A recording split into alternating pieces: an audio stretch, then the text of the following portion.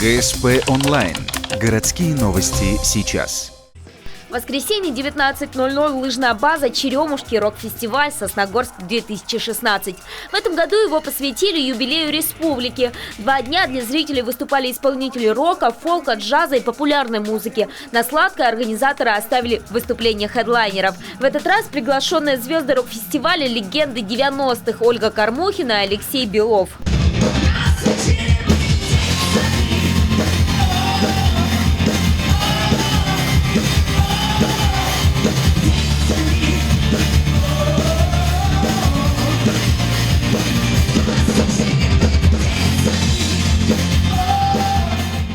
Популярная рокерша исполняет самые известные композиции «Я падаю в небо», «Птицы», «Одинокая звезда».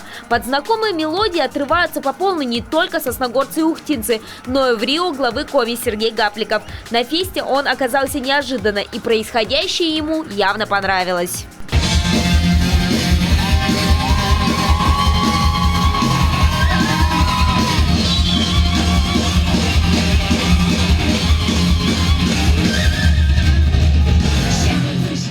Кроме Ольги Кормухиной на сцену выходит еще одна звезда мирового масштаба – Алексей Белов, лидер группы «Парк Горького». Совместно супружеская пара исполняет самые известные хиты легендарного коллектива.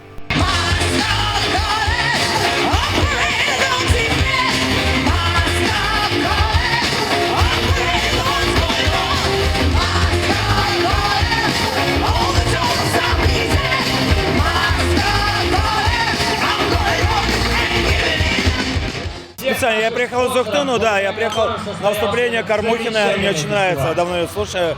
Старая добрая певица, я знаком с ее мужем, не первый раз на их концерте, очень круто. Я был на всех фестивалях, на Кубани, на нашествии, Сосногорский фестиваль маловат, конечно, но это достаточно интересное место, тоже очень круто.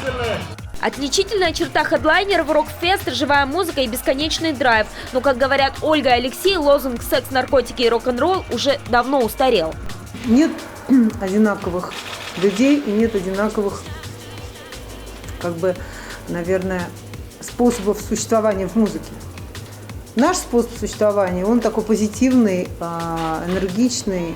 Мы делимся, можно сказать, прямое переливание крови. Нам просто повезло, мы в молодости не умерли, поэтому у нас есть опыт соответствующий. И у нас за плечами огромное кладбище очень талантливых людей, наших друзей, огромные просто.